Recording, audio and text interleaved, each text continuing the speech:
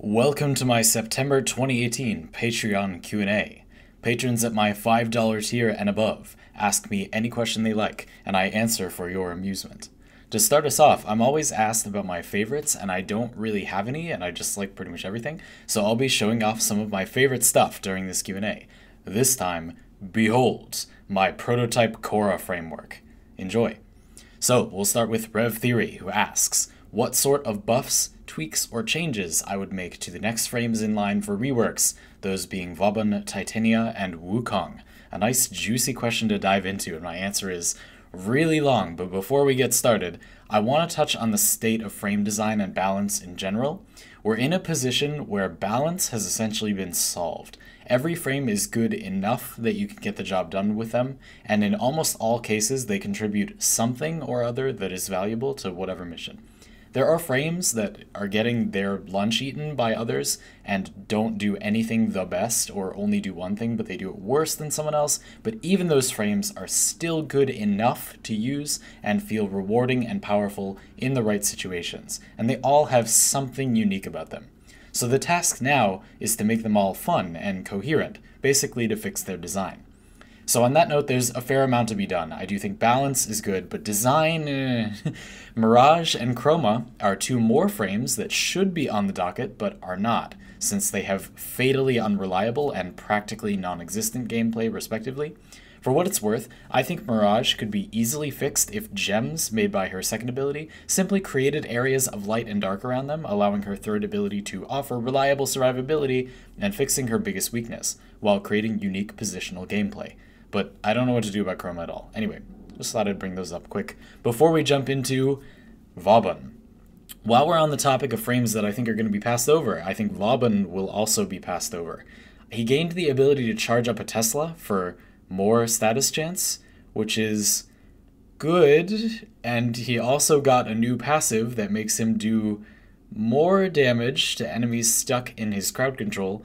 But I think Vauban needs more to do to become a more worthwhile frame. Once upon a time, he was all CC, and we wanted CC, but nowadays we have frames that have more diverse and utilitarian kits that just have lots of stuff they can do at the same time, and just having crowd control is just kind of not enough. I understand the desire, though, to keep his identity to be a dedicated crowd control frame, so maybe we could get ways to control crowds even more. Vauban is already a decent condition overload frame due to Vortex's magnetic procs and distorted electricity and radiation procs from his Teslas and concuss grenades, so maybe we could get a dirty bomb to replace his tripwire or augment his bounces with one. This would stack a whole huge pile of status effects on enemies, perhaps one more at random for every status effect affected targets already have, or maybe we could even guarantee a corrosive proc per status and then get another one at random. The idea is that if you've been crowd controlling, this ability is even stronger and makes enemies just helpless and vulnerable to huge damage. But beyond something like that, I'm not sure. It's hard because Vauban is a fair generalist that just needs a few more niches, so it's difficult to just add stuff to him without being disingenuous to his design. Maybe he could see just an overhaul at some point, I don't know. Now, onto a much easier one in my opinion, Titania. She has the exact opposite problem. She currently has way too many weird bits of design, and she really just needs to have less and get her good ones fixed with quality of life and stuff. I feel that Titania marks a bit of a turning point where frame designs became just a lot. So when Titania came out, suddenly Warframe designs got a little crazy, and Titania was maybe going a little too far, but they were like, yeah, we'll keep going with that. Titania has a whole set of custom buffs, two totally unique kinds of crowd control, and an exalted ability that contains not only two exalted weapons, but also allows her to literally fly and adds evasion to her. That's enough design space for like 3 different frames. So again, lots of little changes would make a big difference, but then we also got to just we don't need that much stuff. Just slow down, tone it down. I want enemies affected by her first ability to stay in place a little bit more. This is just a nitpick, but they're floating, that's cool, still float them, but make them immune to being knocked around as you attack them. It's really annoying how they fly away from you as you're trying to hit them, and maybe make them float like by their head for more reliable headshots. I don't know, maybe that's a little too strong, but I don't know. Then I want to change her second ability into an area of effect around her and just remove the damage. You click the button and buffs come out of nearby enemies all at once, and you can vacuum them up. Done. Much simpler, for goodness sakes. Along with that, companions need to be present during Razorwing, because of course they do. I really do think that it must have just been easier to program Razorwing as Arcwing, and then your companion just goes away. But that's silly and a surprisingly large weakness for Titania, mostly because it prevents her from sustaining her energy, and it's really got to go. I understand it might have been a programming shortcut at one point, but we should just stop. It needs to be, no. So with those changes, we have a much more comfortable and concise Titania. Sure, what's good about her is now better and makes sense. But her third ability has considerable design overlap with her first ability. They're both floaty crowd control abilities. Come on, give me something else. What I'd really like is an ability that does something with her razorflies. This is a Warframe with badass metal butterflies on her body, and they don't show more in her abilities. I don't know, you could do loads of things with that. Some things that come to mind are like an aerial Firewalker variant, where razorflies trail behind you as you fly and deal slash damage and procs, or maybe it's a single activation ability where you dash forward and leave razorflies slashing enemies up in your wake. Or it could have combo potential with her first and third skills. Maybe, well, her second skill. Maybe her second skill creates buffs based on the state of the affected enemies, rather than the type.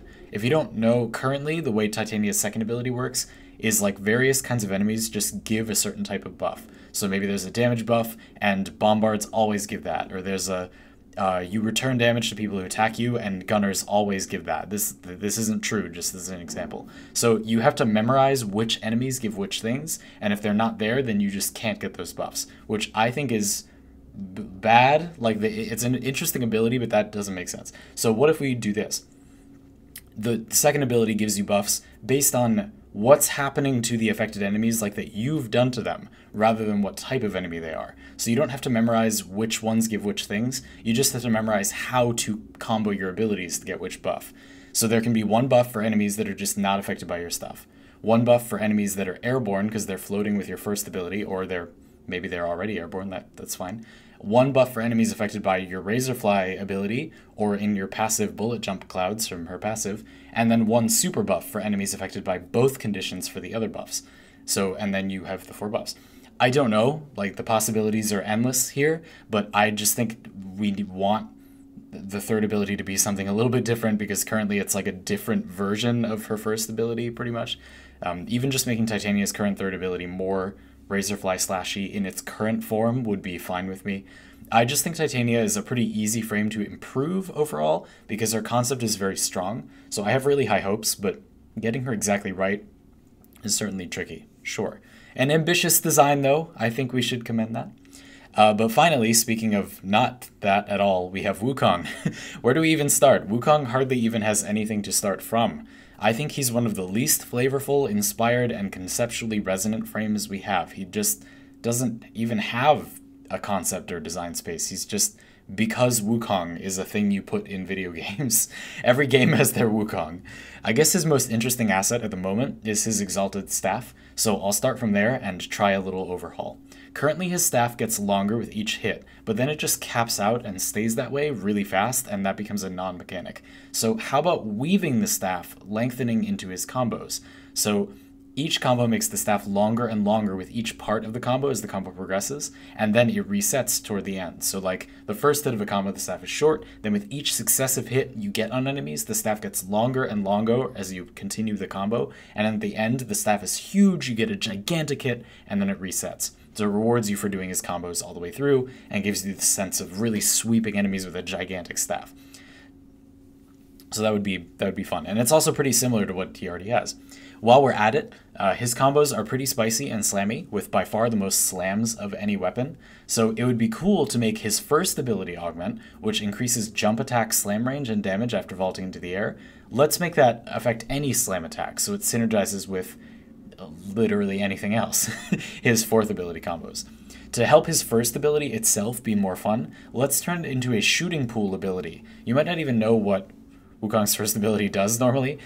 You just stab an enemy with your iron staff and they get crowd controlled and ragdolled. So how about they get intelligently ragdolled. They get pool shooted, knocked back intelligently into other enemies, and then they can, bounce around whatever for more crowd control, and it would just be fun. It wouldn't actually be that much stronger than it currently is, but it would be way more fun. And it would be good in hallways and stuff. Now, having said that, cool. What to do about Defy and Cloudwalker? Wukong has half of his kit taken up by the most over-engineered immortality tools imaginable.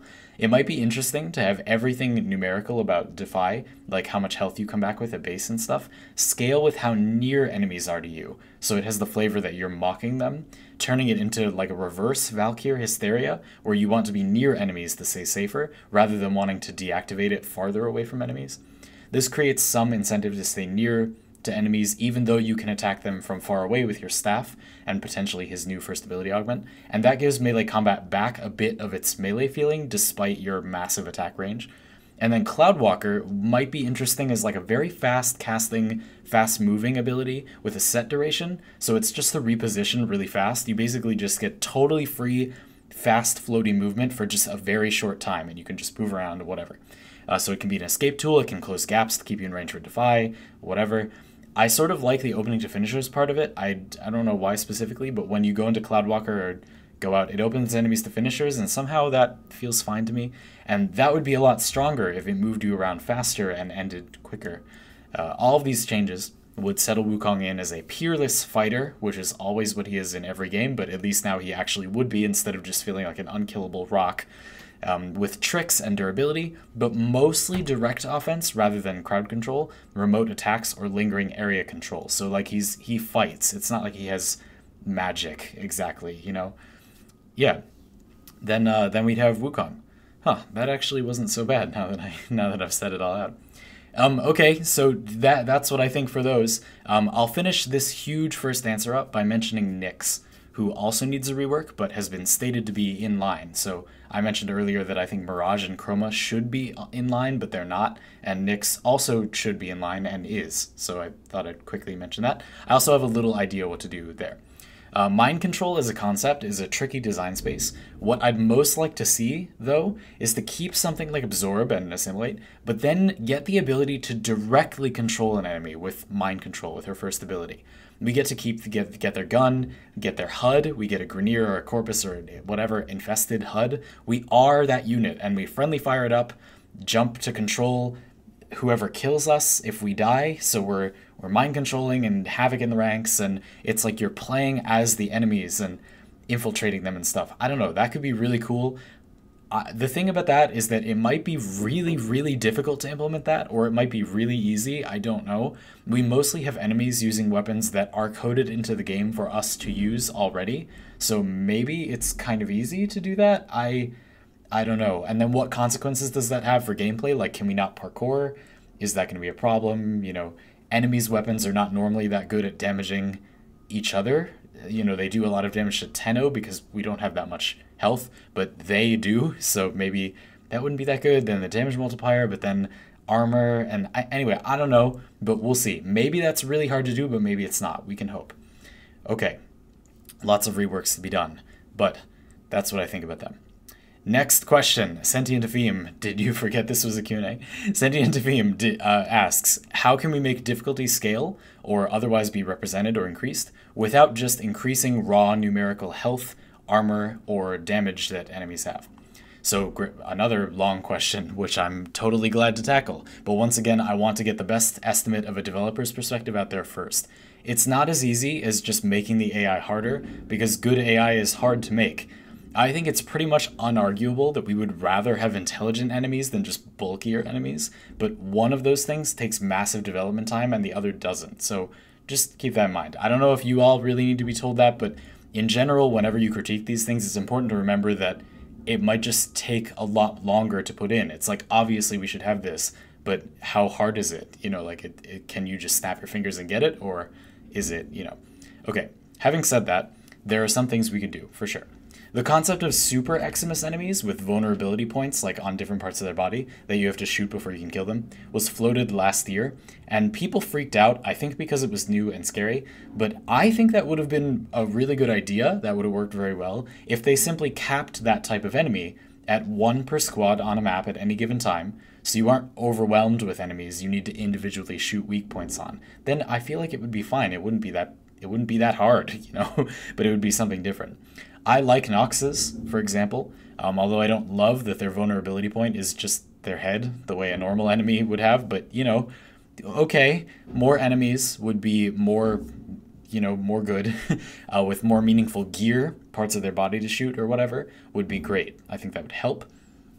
Now, along with that, some further tactical differentiation would help out too, but that's literally your next question. So Sentient Defeam also asks, related to that previous question, how can factions be further fleshed out? Yeah, I mean, this is very related. Well, currently, we have Grineer as armored, hit-scan, weapon-focused foot soldier types, with only a few utility units, mostly just rank-and-file dudes.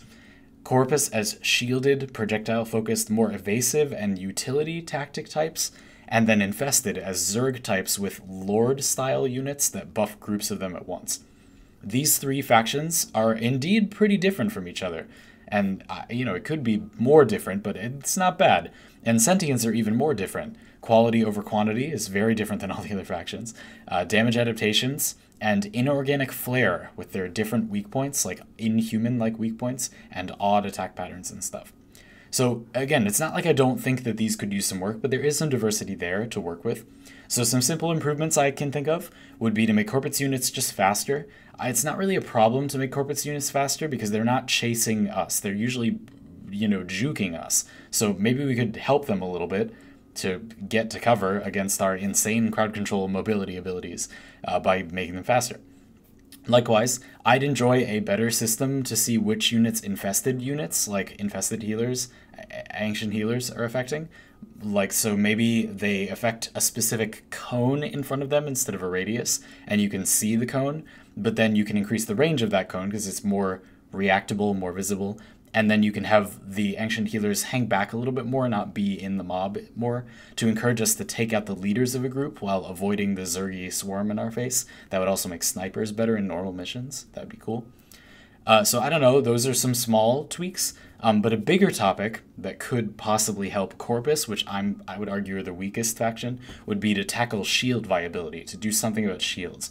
I really do feel that Corpus are the weakest overall faction. Infested are full of weak units, but then they have some very strong ones with force multipliers, whereas the Corpus just fail to threaten except by making the map a mess.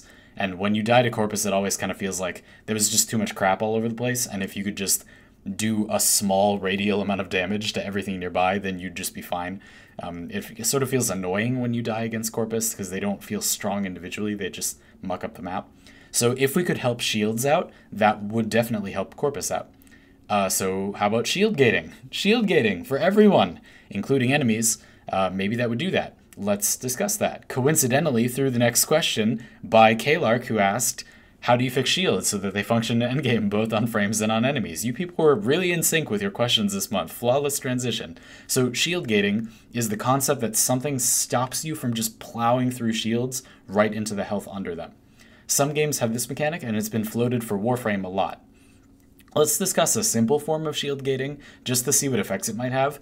Our shield gating will make you invulnerable for 1 second, and negate excess damage, like that would overflow into your health, when you lose your last point of shielding, and will refresh when you fully restore your shields, so you don't get a shield gate again until you fill your shields all the way up. So if you have some shields, and they've been fully charged since you last hit your shield gate, you cannot be one-shotted. You could be two-shotted as long as the attacks are more than 1 second apart. This shield gating implementation does have some serious issues, like making it a bit unclear when you have your shield gate back, and a really serious issue, namely that it privileges frames with less shields over more shields, but for the sake of discussion, let's use this version for a minute. This helps enemies a lot. Generally, under this system, you just can't one-shot Corpus units. You can still kill them very quickly, but you can't outright delete them just with one attack unless you use toxin damage, which bypasses the shields. You actually care about doing that now because you can't just plow through them with other damage types. So, yay, Corpus have some further defense and can be seen as sort of a sustain or bunker faction now, which is cool. You know, if a Corpus unit takes cover, you're not just going to easily be able to blast out an AoE or a Warframe 4th ability and annihilate them because they won't die to just that one attack. You know, you could do it again, but, you know. This is going to make Sanctuary Onslaught a nightmare. Anyway, forget about that for a sec. Players, for the Tenno, players won't be deleted out of nowhere either. You're still going to die if your shield gate is up, even if you were saved by it. If you're outclassed, you're still going to die. But now, single events that may be impossible to react to, or you just get surprised, leave you vulnerable to death rather than dead, which I think is more gameplay. Also, unrelated topic, can we make death matter a little bit more in this game? Well, anyway, whatever. That, which I think is good design, sure. But as I'd mentioned, the huge problem, the kicker here, the real discussion here, is that this doesn't actually make shields themselves any more useful. It just makes the idea of having shields a thing you care about. So it kind of like removes shields as a numbered mechanic and just makes it like you have a shield, which is not really fixing it exactly. So we could consider a modified version where your invulnerability time when you hit your shield gate scales with how much shield you've lost in that single hit, meaning that large shield pools taking large hits could result in somewhat long safety periods to reposition and recover. But it's still true that I think it's difficult to balance shield gating in a way that makes having a specific amount of shielding matter, just because the benefit of having shields at all is one of the major benefits of shield gating. I do think that a version of shield gating where you get 1 second, let's say, of invulnerability for every 100 shields lost in a single hit when hitting your shield gate would make people use redirection sometimes on frames with lots of shields. So this would mean that, for example, if you're Nezha and you have 150 base shields, if you get hit with an attack that does more than 150 damage and you have your full shields, you get 1.5 seconds of invulnerability. And the Nezha has very low shield, so it's not going to be that high. And then if you're Frost, then you have crazy high base, it's like 500 plus base shields, and you run redirection, then you have like over 1,000, way more than 1,000 shields, and then you get hit for an attack that clears all of that, you become invulnerable for like 14 seconds. So obviously that's kind of overpowered, but that would make people use I would definitely use redirection on Frost if we had that system, So that, that maybe that, I don't know. So go figure. It would be kind of overpowered, that's all I'm trying to say. And again, frames like Nezha with only nominal shields in the first place kind of feel unfair. Like it kind of feels like they shouldn't get a shield gate because they only have shields, so they're there, like, and you can use overshields and stuff, but like Nezha isn't intended to have shields be this beefy thing, this epic defense, so it feels kind of wrong for them to be so tanky. Maybe it could be like way less invulnerability time per shield, like you get 0.25 seconds of a fourth of a second of invulnerability for every 100 shields cleared, and then it's like Nezha is invulnerable for a nanosecond, and then still can't be one shot, but he doesn't get this big buffer, and then Frost can get like 3 seconds of invulnerability. Like that might be fine. I don't know. Thoughts. A small other detail, Inaros and Nidus becomes significantly weaker kind of accidentally with this change. Maybe that's okay because they are really beefy, but I don't think, for example, Chroma should get a shield gate, but Nidus doesn't get a shield gate. That doesn't seem right to me. I don't know, it's tricky. But I do think that shield gating in some form might be a good place to start and might help balance Corpus, might help faction balance, and also could be just an interesting gameplay mechanic that could make shields matter depending on how it's implemented. Maybe. Another different idea that I won't explore here, I don't really have anything else to say about this, but just a thought, would be to make shields regenerate much more quickly and also all the time. So not out of combat, they're just constantly regenerating and they're rapidly regenerating. They would still be worth very little per point with that system, but they'd provide sustain to supplement health more effectively, and I think that would feel like a shield, Maybe. I don't know. Finally, Free William asks, the last question of this month, what sort of things could happen with stances in Melee 3.0 to make heavy attacks and combo counter interactions interesting and diverse? Hoo-hoo, baby, this is a topic. So, I have quite a few. I don't have a lot to say about them because it's so open-ended how we're going to get Melee 3.0, but here are some ideas. So the first thing that came to mind for me, just to give people some background, the system they proposed, like vaguely, is that combo is going to build up with light attacks, but not actually affect them. We don't really know how far that goes yet. But then heavy attacks will be affected by combo, but also consume it. And then to compensate, combo will build faster, and melee weapons will do more base damage. again, it's complicated. And does that mean light attacks aren't affected by like Blood Rush? Like they're not affected by the combo counter's damage multiplier, but they are affected by Blood Rush and Weaving Wounds, or are they not? I don't know, so it's complicated. We don't quite know that yet. It's still interesting though. So here are some thoughts. In Melee 3.0, maybe certain combos, certain stance combos, consume, like have heavy attacks in them, and they consume different amounts of combo meter to do different effects. So for example, let's say at a basic level, we have the combo counter we have now, and heavy attacks consume like 15 of it or whatever, and do, more damage and take effects of it, whatever. So maybe there could be a combo in some stances, maybe some heavier stances, where you consume, if available, 30 combo meter and you do an even stronger attack, or 45 and you get a forced proc, or you get more of an effect the more combo you have, but it consumes all of it, like stuff like that. So in other words, stances would incorporate having a heavy attack as part of them, or consume some combo as part of them if available, to become stronger. And then it's like maybe you use that stance more when you have a lot of combo. So there could be one that was like, if you had 45 combo, which is a fairly large amount to lose, then you get this big effect, but otherwise that stance is good for building combo, so it's good very early in fights and very late in fights, but not in the middle, and then you're sort of encouraged to use different stances in different ways.